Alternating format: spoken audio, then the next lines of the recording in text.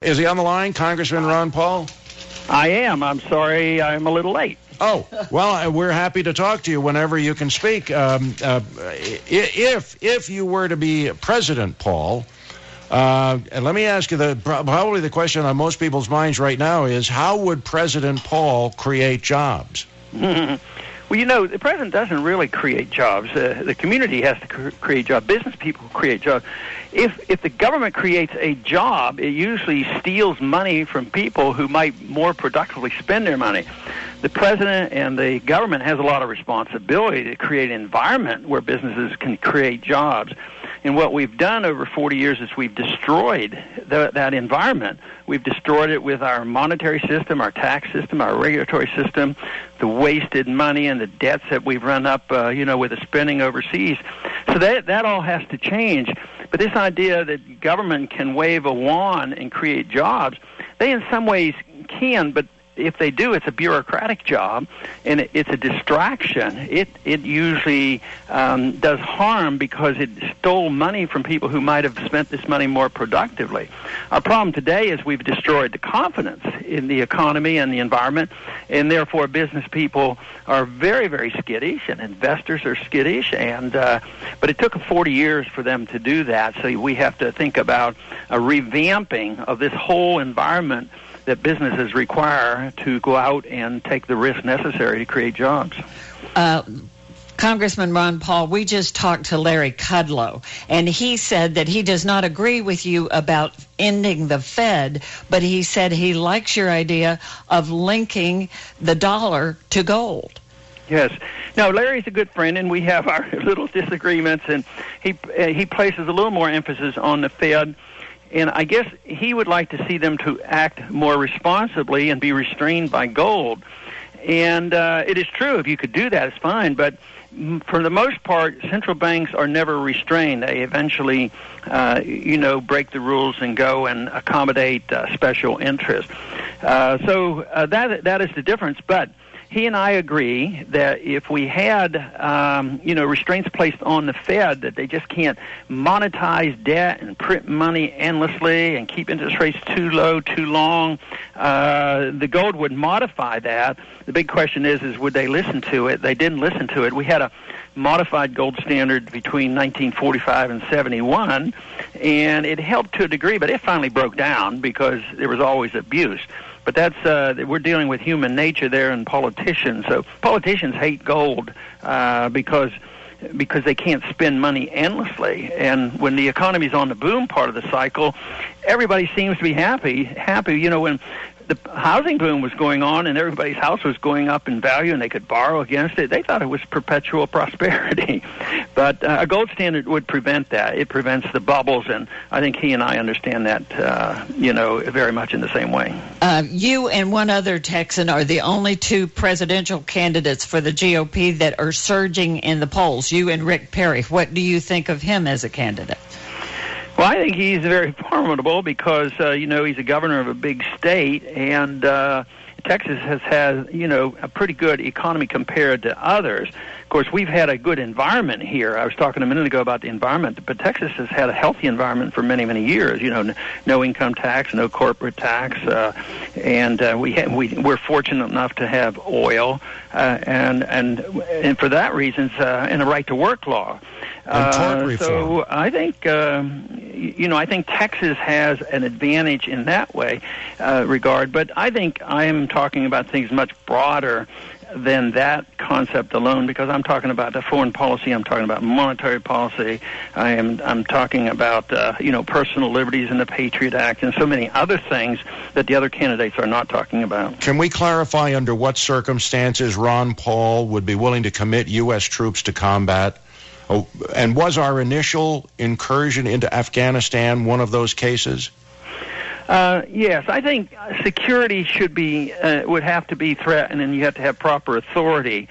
And President Bush was given limited authority right after 9/11 to go after those individuals responsible for 9/11, and I did vote for that.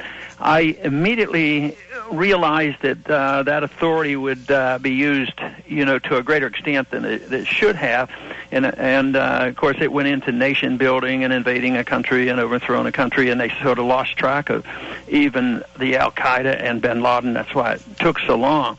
But it was at that time that I also introduced a resolution to look at the issue of a letter of marque and reprisal, which means that the government targets, an individual or a group rather than a whole country, and they used that in our early history to go after the pirates. And I thought this was a perfect example of what the founders must have been thinking about. When you can't declare war against a country, then you target the individual, the group of individuals, and try to narrow the scope of the fighting. Would President Ron Paul leave any troops overseas, for instance, Germany, Japan? No, I'd bring them all home. I mean, that would give us such a great economic boost. I was saying the government can't really create jobs, but they can do some things to give us a stimulus. I mean, this would be a stimulus that wouldn't cost us any more money. If you brought all the troops home and they started spending all that money here at home, that could stimulate our economy.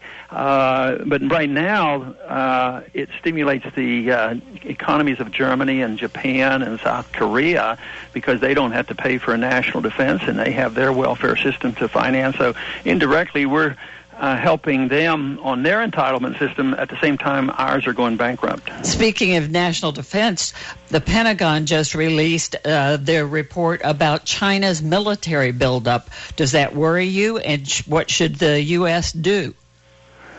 No, it doesn't really worry me because China has no history of moving troops around the world or having troops in areas 6,000 miles from their shore.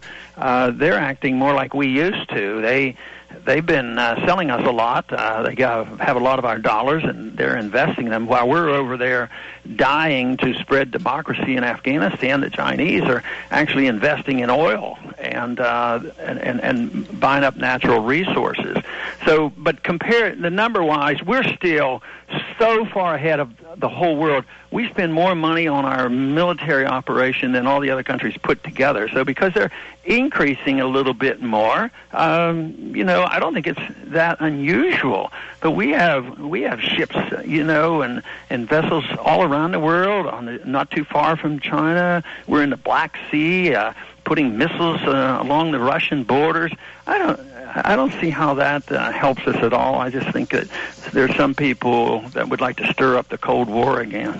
If Ron Paul doesn't win the nomination of the Republican Party, would you entertain the idea of a third-party candidacy?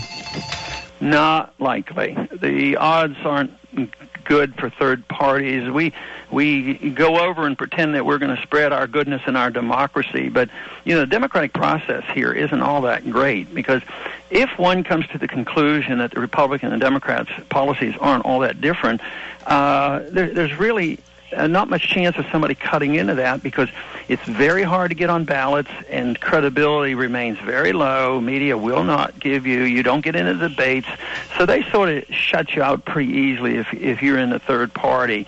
So no, I don't think it's likely to happen for me. All right. I'm wondering if there is someone that you would see carrying the banner if you were not to win the nomination. Is there someone that you would say, okay, I could still support that person? The ones, the current candidates, there are some now. The answer is no as an immediate answer, but that doesn't mean it has to stay no, because I've noticed some of the other candidates now changing their tone and changing their conversation and talking differently about foreign policy. They're looking more closely at the Federal Reserve. So it's conceivable, that if they would accept some of these policies that I've been talking about, I certainly should keep an open mind. Well, you are certainly catching on with the public, and the media has been slow to acknowledge it or acknowledge you. Why is that? Well, I'm not positive. I guess they have to answer it. But I think sometimes it's a lack of understanding, because I come at economics from a free market Austrian viewpoint, which not too many of them have studied, so they don't understand the significance or how to explain the business cycle. So it's too strange for them. Then there are others who know exactly what I'm doing, and they see it as too much of a threat, because you scare them. to really defend the free market and no special interests. I mean, just think of how many people now qualify as special interests. That's all what government's about, and too often the special interests get together and say, we'll give you this and you give us this, and everybody gets their subsidies, and so he goes on and on. So I think there's a few who understand exactly what I'm talking about. Congressman Ron Paul, who is your American hero over the years? Well, I guess I haven't picked too many. There's a few, I guess, in politics. You thinking more recent or just over history? Over history. Okay, I admired Grover Cleveland because he was probably the last person that sort of wanted to follow the same foreign policy, and he believed in the gold standard, and he used to like to veto a lot of bills. He said we were passing too many laws. But so often I look toward some of the free market economists that had influenced me so much over the years, because I felt that they had a very intelligent approach and could defend what I think I naturally believed in. So people like Mises and Hayek and Rothbard are the free market economists that I followed. You have such a refreshing message and so different that I'd like to spend more time talking to you at a future time. Maybe we could do this again. Very good, and I thank you for having me. Well, appreciate it. Maybe the next president of the United States, Ron Paul.